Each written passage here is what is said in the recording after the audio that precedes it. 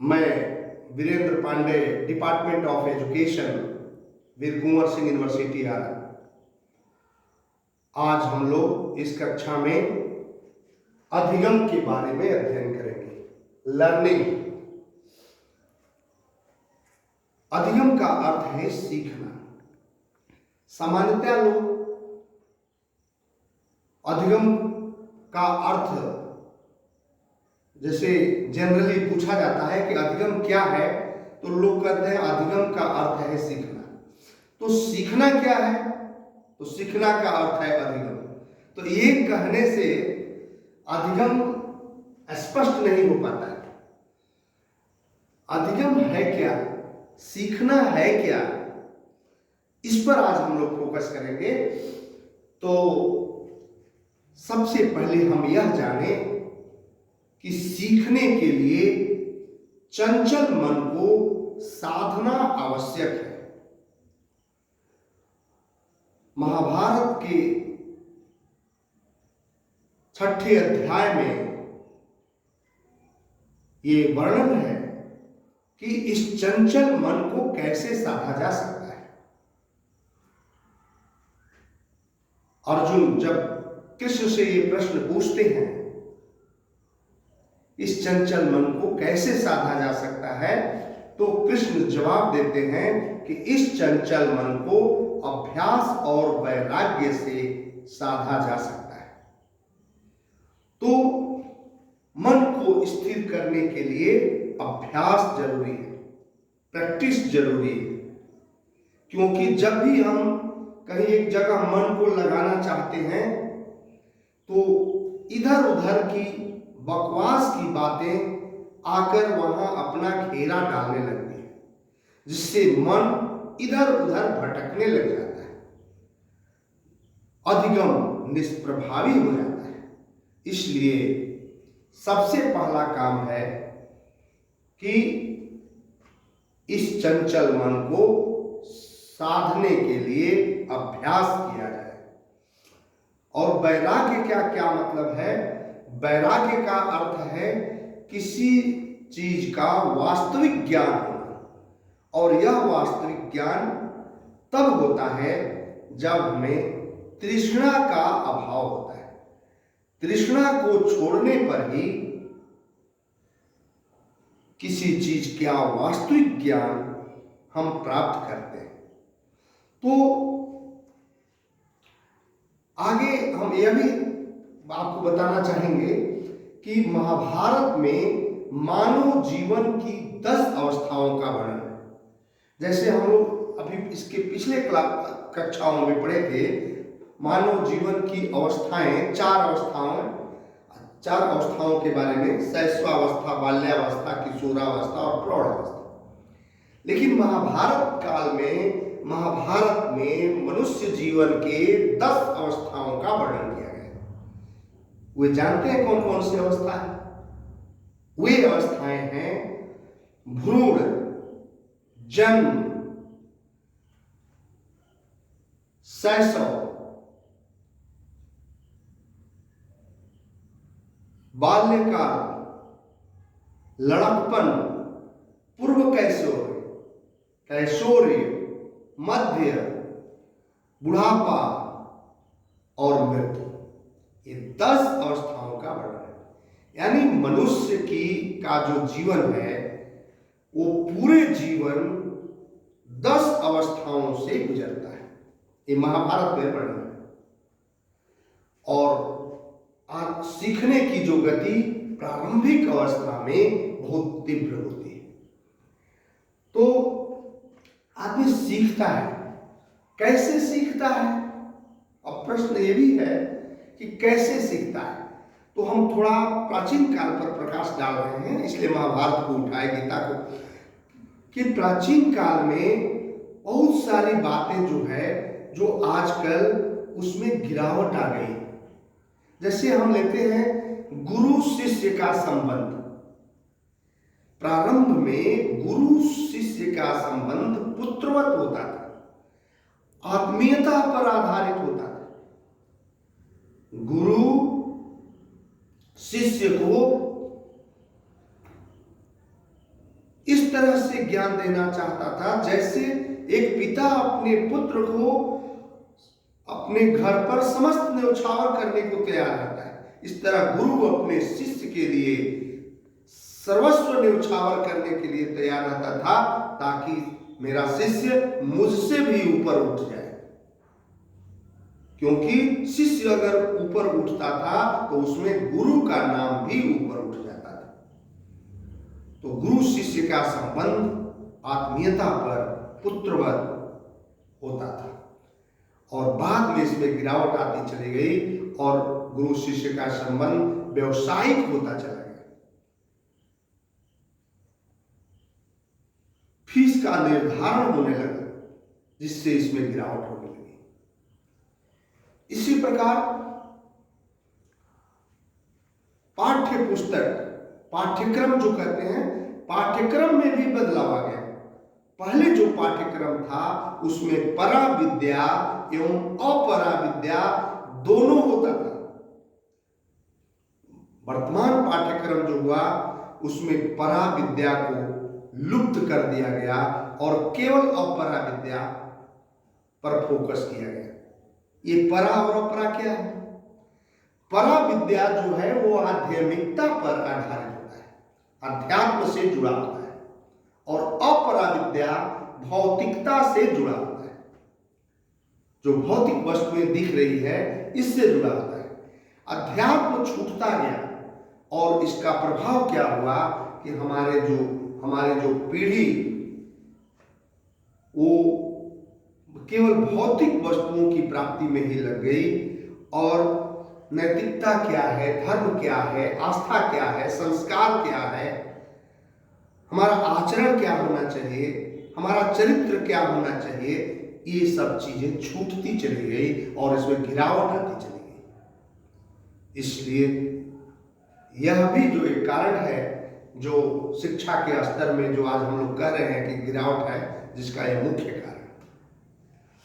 इसी तरह शिक्षण विधि, प्रारंभ में जो शिक्षण विधि थी उसमें मुख्य था श्रवण, मनन और निधिध्यासन। श्रवण में गुरु पाठ को पढ़ते थे और शिष्य उस गुरु द्वारा पढ़े हुए पाठ को ध्यान पूर्वक सुनते थे, उसके उच्चारण को ध्यान पूर्वक सुनते थे और पाठ को दोहराते थे, जिससे उच्चारण शुद्ध होता था। तो श्रवण विधि, मनन विधि, और जो सुनते थे उस पर मनन करते थे, चिंतन करते थे, तर्क वितर्क करते थे, सोचते थे, तो जो भी उसमें संदेह वाली बात रहती, जो बातें न समझ में आती, वो सारी बातें उनको समझ में आ जाती थी, तो मनन करते थे। और निधिध्यासन में वे मनन की हुई बातें, श्रवण और मनन, ये दोनों की गई जो बातें हुई उसमें सत्य असत्य, धर्म अधर्म, जो भी बातें हैं, तो दोनों में अपनी बुद्धि द्वारा बालक उस पर निर्णय लेता था, कौन कितनी बातें इसमें सत्य से जुड़ी हुई है, और जो सत्य से जुड़ी बातें होती थी उन्हें बालक अपने आचरण में उतारता था, अपने व्यवहार में उतारता था। तो मुख्य विधियां पहले जो थी, ये विधि श्रवण, मनन और निधिध्यासन। वर्तमान में विधि बदल गई। विधि, शिक्षण विधि में व्याख्यान विधि आ गया, खोज विधि आ गया, आगमन निगमन विधि आ गया, परिचर्चा विधि आ गया। तो विधियां बदलती गई, लेकिन जो श्रवण, मनन और निधिध्यासन है वो छूटती चली गई, जो जिस पर न फोकस होने से आज हम देखते हैं कि बहुत लोग को रीडिंग लगाने को छात्रों को देते हैं, तो रीडिंग में इतनी अशुद्धियां कि सुनकर आश्चर्य लगता है कि बालक इस कक्षा में है और इसको रीडिंग लगाने शुद्ध नहीं आता है। क्योंकि ये जो विधि थी, पूर्व की जो विधि थी, इसमें प्रारंभिक चीजें श्रवण से, सुन करके और मनन से और निधिध्यासन से, तीनों चीजें एक बिल्कुल सटीक हो जाती थी, जो बालक के व्यवहार में जीवन भर दिखती थी। और इससे लगता था और बालक आगे और भी नई नई चीजों को उसी बेस के आधार पर बढ़िया ढंग से सीख पाता था। तो ये विधि में भी दोषपूर्णता आ गई। तो पाठ्यक्रम में गुरु शिष्य संबंध में, शिक्षण विधि में, ये शिक्षा का स्वरूप में भी परिवर्तन हुआ। प्रारंभ में पीपल के पेड़ के नीचे, बर के पेड़ के नीचे गुरु अपने शिष्यों को पढ़ाते थे। एक कक्षा में 15 से 20 छात्र मात्र हुआ करते थे और गुरु पढ़ाते थे, खुले आसमान के नीचे पढ़ाते थे। और जो भी आश्रम होता था वह समाज में जहां लोग रहते थे उससे दूर, जंगल में दूर हट करके होता था, ताकि जो शिष्य वहां रहें तो समाज की बुराइयों से दूर रहें। इस समाज में बहुत सारी बुराइयां भी होती हैं, उससे वे शिष्य दूर होकर के शिक्षा पाते थे और शिक्षा पूर्ण करके वापस लौटते थे। बाद में परिवर्तन क्या हुआ कि समाज के बीच में ही शिक्षण संस्थाएं स्थापित होने लगी। इससे समाज की बुराइयां भी बालकों में व्याप्त होने लगी और जिससे जो हमारी अपेक्षाएं हैं, हमारी नई पीढ़ी से वो अपेक्षाएं पूरी नहीं हो पा रही है और आज हम दोष देते हैं अपनी अगली पीढ़ी को।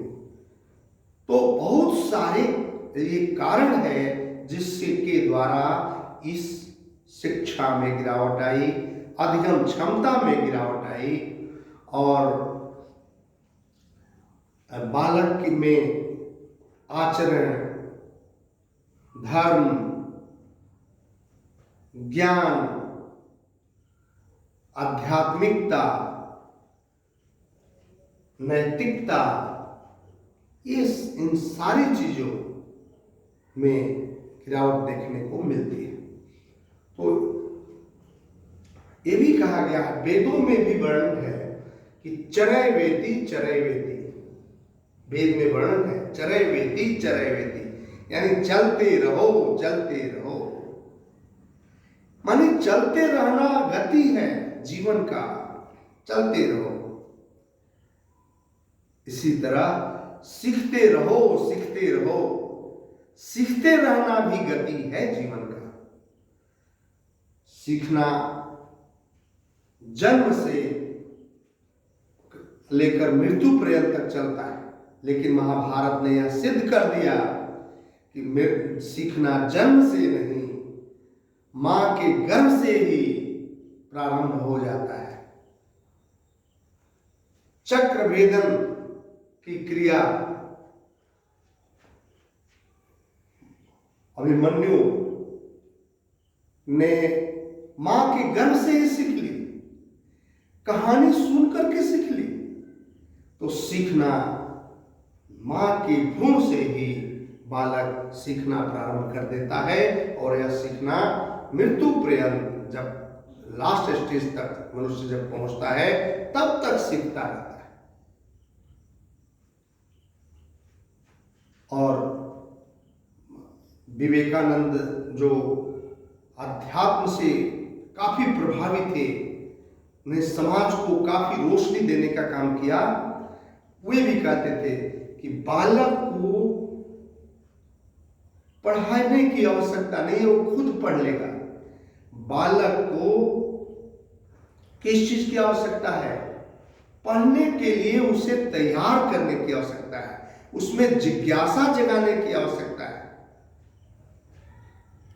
उसे पढ़ने के लिए प्रेरित करिए, इस पर उन्होंने जोर दिया।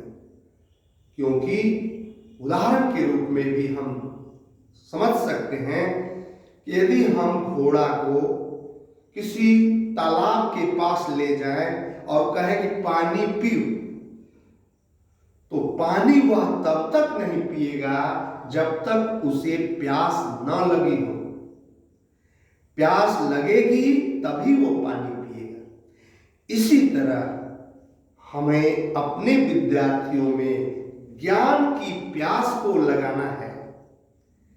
जब विद्यार्थी में जिज्ञासा होगा, विद्यार्थी अपने तत्पर होगा कि हमें कुछ सीखना है,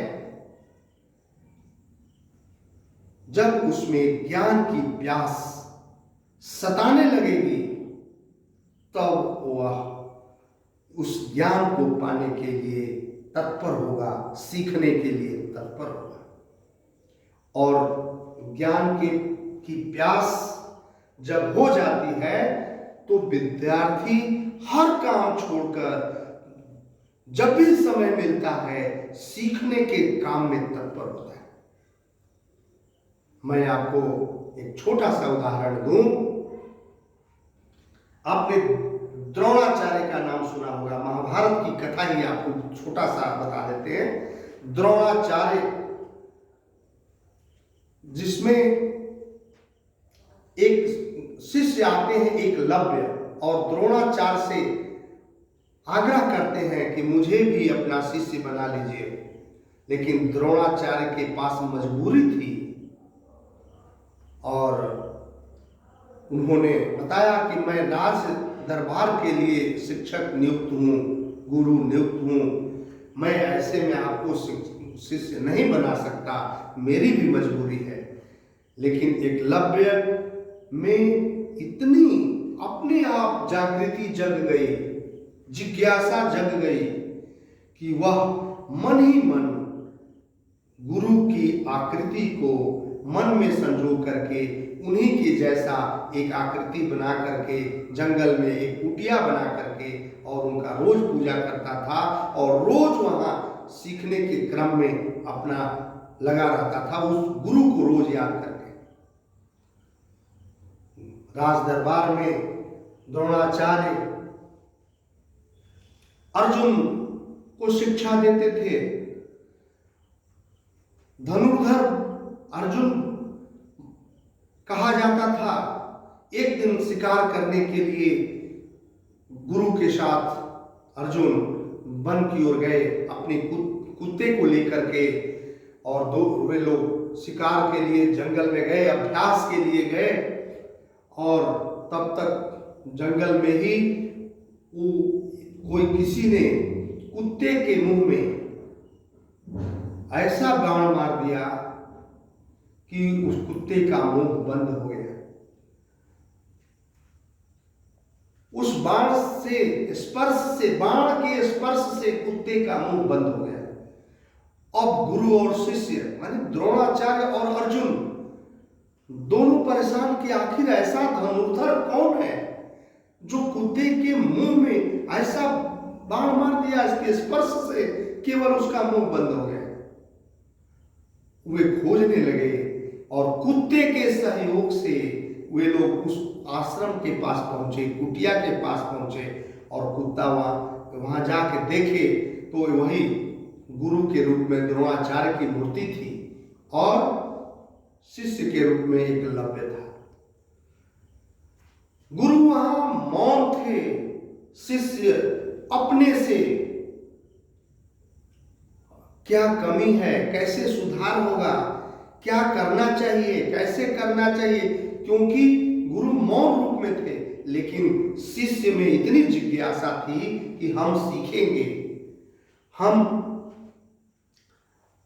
उसी गुरु की मूर्ति बना करके उसी से प्रेरणा मन ही मन लेकर के हम अपने कर्मों के प्रति जागरूक बनेंगे। तो ऐसी अवस्था में ऐसा धनुर्धर बन गया जो गुरु के न रहने पर केवल मूर्ति की पूजा करके और अपने कर्म में लीन होकर के वे बहुत बड़ा धनुर्धर बना। जबकि ऐसी स्थिति एक अर्जुन के पास आई जब युद्ध के मैदान में अर्जुन ने जब देखा बहुत सारे कि तो सब रिश्तेदार वगैरह खुद यहाँ जो बाण चलाने पर कई रिश्तों को जब उन्होंने देखा तो श्री कृष्ण वहां हतप्रभ हो गए कि अर्जुन क्यों घबरा गया। वो और वह बाण चलाना नहीं चाहता था, वो अर्जुन चिंता में पड़ गया कि क्या करूं। तब वहां श्री कृष्ण को अपना विराट रूप दिखाना पड़ा, और जब विराट रूप देखे अर्जुन तब उनका दिमाग खुल गया और तब वे अपने बाण चलाने या युद्ध करने के लिए खड़े हुए या तत्पर हुए, जो कहिए।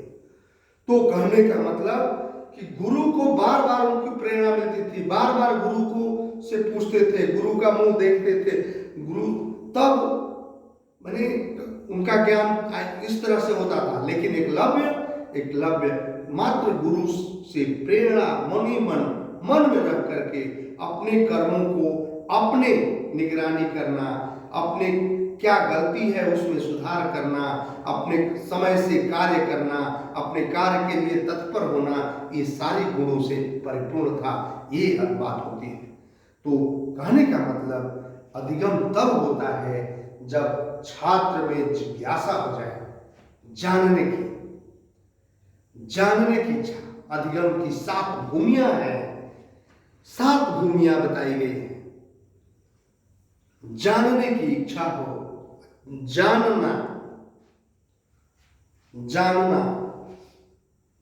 जानने के बाद उसका विश्लेषण करना, उसका तर्क वितर्क करना, तर्क वितर्क करके उसको बुद्धि में बिठा लेना, बुद्धि में बिठाने के बाद उसको विशेष अर्थ, शब्दों का विशेष अर्थ लगाना और फिर समस्या का समाधान करना। ये 7 भूमियां हैं जो अधिगम में सहायक होती हैं। तो कहने का मतलब जानने की इच्छा, जानने की जिज्ञासा हो, जानना हो, तर्क वितर्क करना हो, विशेष अर्थ को समझना हो, ये सारे बिंदु जो है मुख्य बिंदु हैं।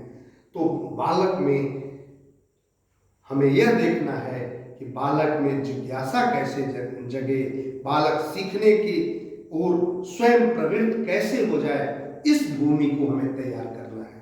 इस भूमि को अगर हम तैयार कर देंगे तो बालक स्वयं सीखने के लिए आतुर हो जाएगा और उसका अधिगम प्रभावी होगा।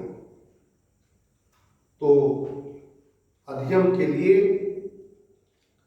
हमें शिक्षक के रूप में यह ध्यान देना होगा कि जो भी बालक को हम पढ़ाएं, जिस भी बालक को हम अधिगम कराएं, तो ऐसे बालक का निर्माण करें जिसके चेहरे पर आभा हो, शरीर में बल हो, मन में प्रचंड इच्छा शक्ति हो, बुद्धि में पांडित्य हो और जिसे देखने पर महापुरुषों की स्मृतियां झलकती हो, ऐसे बालक का हम निर्माण करें। तब हम सही अध्यापक की भूमिका में आएंगे और हमारा जो शिष्य तैयार होगा वह भी वास्तविक ज्ञान से परिपूर्ण होगा। तो इस उद्देश्य से हमें छात्र को जगा देना है ताकि वह सीखने के लिए जिज्ञासु बन जाए। ये है। और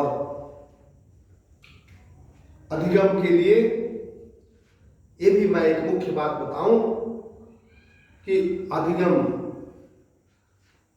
केवल गुरु से ही नहीं होता है।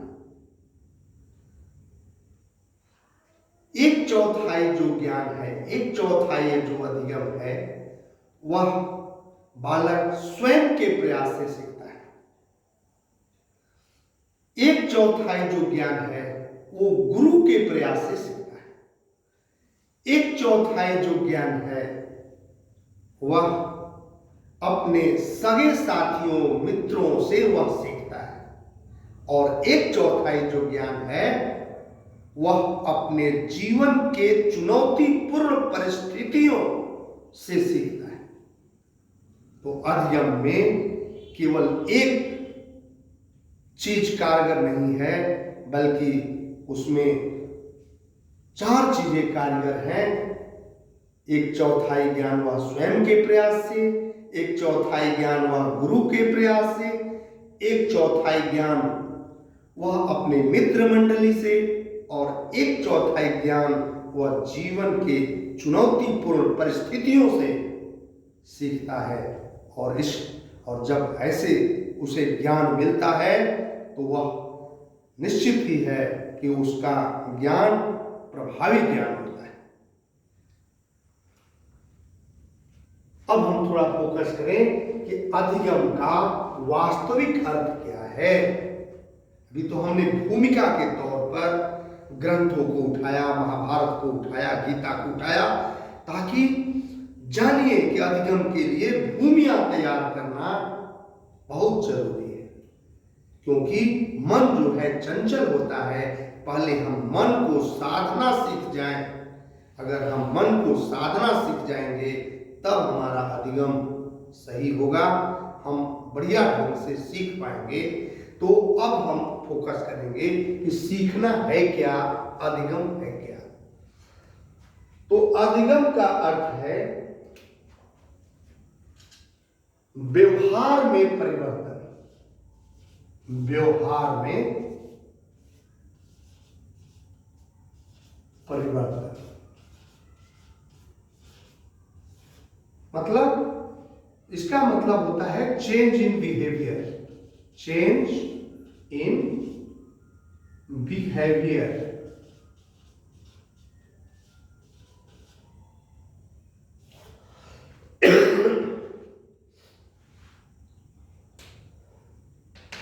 व्यवहार में परिवर्तन। यह व्यवहार में परिवर्तन दो तरह का होता है, अस्थायी व्यवहार में परिवर्तन और अस्थायी व्यवहार में परिवर्तन। एक हम जनरली टेम्पोररी कुछ देर के लिए अपना व्यवहार बदल देते हैं। जो टेम्पोररी हम व्यवहार बदल देते हैं या टेम्पोररी हमारा व्यवहार बदला सा लगता है, उसे हम अधिगम नहीं कहेंगे। कब अधिगम कहेंगे? अधिगम तब कहेंगे जब व्यवहार में अस्थायी परिवर्तन हो जाए। अधिगम की यही मुख्य परिभाषा है। अपेक्षाकृत व्यवहार में अस्थायी परिवर्तन को ही अधिगम कहा जाता है। Permanent change in behaviour, not temporary. और व्यवहार में अस्थायी परिवर्तन ही अधिगम है। व्यवहार परिवर्तन हमने बताया, व्यवहार परिवर्तन जनरली कई कारकों से भी होता है।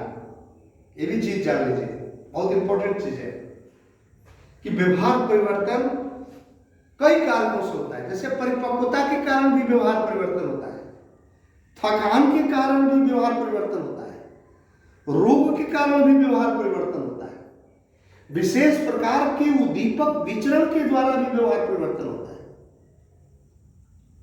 लेकिन यदि इन सभी कारकों के द्वारा व्यवहार परिवर्तन होता है तो उसे हम अधिगम नहीं कहेंगे।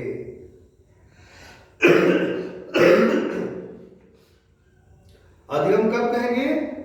जब अनुभव और प्रशिक्षण के द्वारा व्यवहार में अपेक्षाकृत अस्थायी तब्दीली आ जाए, तब हम उसे अधिगम कहेंगे। विशेष कारकों द्वारा, जैसे परिपक्वता के द्वारा, थकान के द्वारा, रोग के द्वारा, विशेष प्रकार के उद्दीपक विचरण के द्वारा, यदि अभिप्रेरणा के द्वारा यदि व्यवहार परिवर्तन क्षणिक के लिए हो रहा है या जैसे भी हो रहा है, उसको हम इन कारकों के द्वारा हो रहा है तो हम उसे अधिगम नहीं कहेंगे। जैसे हम उदाहरण देते हैं, आप समझ जाइएगा कि परिपक्वता के द्वारा, जैसे छोटे छोटे श्वान के हम देखते हैं, कुत्तों की बच्चों की देखते हैं कि प्रारंभ में उसकी आंखें बंद होती है, जब जन्म लेता है तो उसकी आंखें बंद होती है, लेकिन कुछ देर बाद उसकी आंखें स्वतः खुल जाती हैं। क्यों खुल जाती है? परिपक्वता के कारण, मैच्योरिटी के कारण खुल जाती है। तो व्यवहार बदल गया, कुत्ता की आंखें बंद थी और कुत्ता अब देखने लगा, व्यवहार बदला। लेकिन इस तरह के व्यवहार परिवर्तन को हम अधिगम नहीं कहेंगे। क्योंकि इसका कारक तत्व जो है वह परिपक्वता है, इसलिए यह अधिगम नहीं है। इसी तरह थकान, जैसे हम देखते हैं कि खिलाड़ी खेल के मैदान में खेल रहे हैं और कुछ देर खेलने के बाद थक जाते हैं। प्रारंभ में उसका व्यवहार कुछ खिलाड़ी का गजब दिखता था, बाद में थक जाने पर कुछ गजब दिख रहा है, थका थका सा, इधर उधर कम इंटरेस्टिंग हो गया है, थक गया है, और थोड़ी देर विश्राम करता है तो फिर उसी तेजी के साथ फिर वो अपना व्यवहार प्रदर्शित करता है। तो इसमें कारक तत्व तो थकान है, इसलिए इस प्रकार के व्यवहार परिवर्तन को भी हम अधिगम नहीं कहेंगे। रोग के द्वारा स्वस्थ आदमी है, उसका व्यवहार कुछ और है, और किसी भयंकर रोग की चपेट में आ गया, कुछ उसका व्यवहार बदला सा हो गया। तो व्यवहार बदला है, तो इस तरह के व्यवहार बदलाव को भी हम अधिगम नहीं कहेंगे। विशेष प्रकार के उद्दीपक विचरण द्वारा, जैसे मान लीजिए कि कक्ष में छात्र बैठे हुए हैं, तो कक्ष में छात्रों का व्यवहार कुछ और एक शालीनता पूर्वक दिख रहा है, वहां व्यवहार बदला सा दिख रहा है, और बाद में फिर उस कक्ष के बाद उनका व्यवहार दूसरा हो जा रहा है। तो ऐसी परिस्थिति में भी जो व्यवहार परिवर्तन दिख रहा है उसको भी हम अधिगम नहीं कहेंगे। अधिगम कब कहेंगे? अधिगम तब कहेंगे कि जब अनुभव और प्रशिक्षण के फलस्वरूप, एक्सपीरियंस एंड ट्रेनिंग, ये दो शब्द याद रखिए, अनुभव और प्रशिक्षण के फलस्वरूप व्यवहार में अपेक्षाकृत स्थायी बदलाव आ जाए, उसे हम अधिगम कहते हैं। तो अधिगम क्या है? Permanent change in behaviour, rapidly permanent change in behaviour, that is learning. ये है अधिगम, ये है सीखना। तो इसके बाद एक दिन और हम लेंगे कि इसकी परिभाषाएं क्या है, इसको प्रभावित करने वाले कारक क्या हैं, और इसके कितने प्रकार हैं।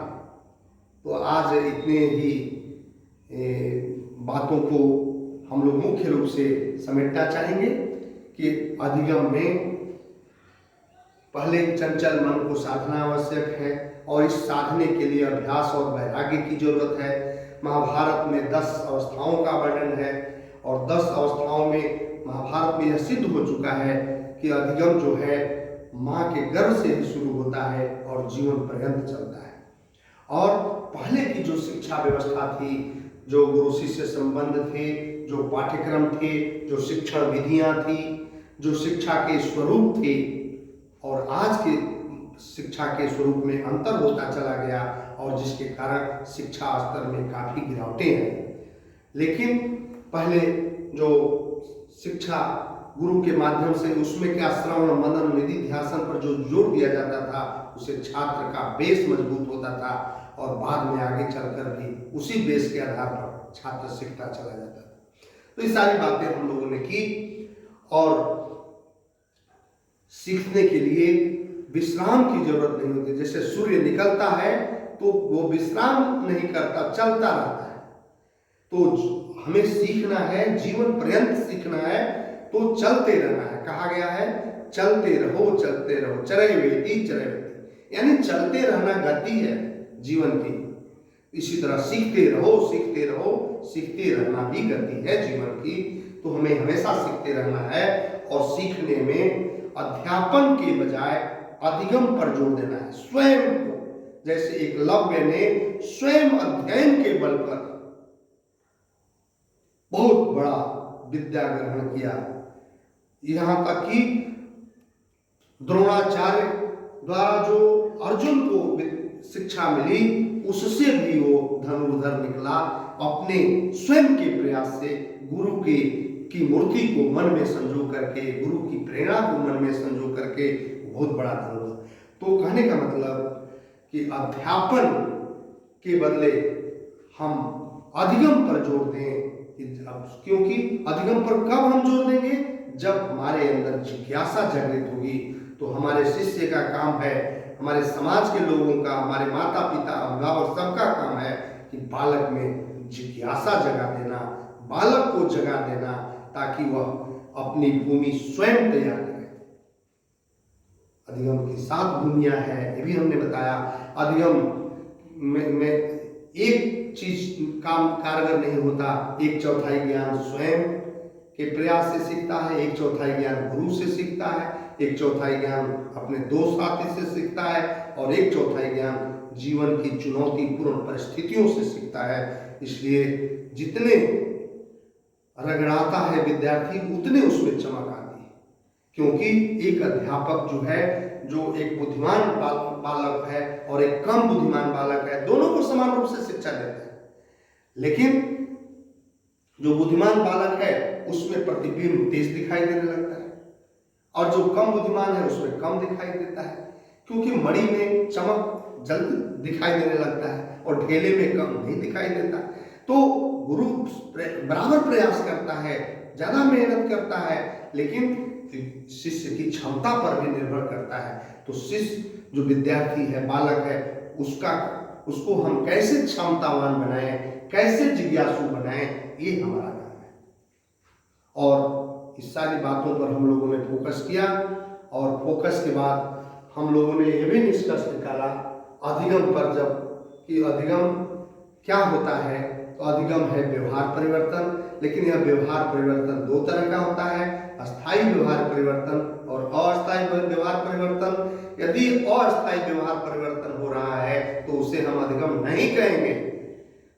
अपेक्षाकृत व्यवहार में अस्थायी परिवर्तन को अधिगम कहा जाएगा। और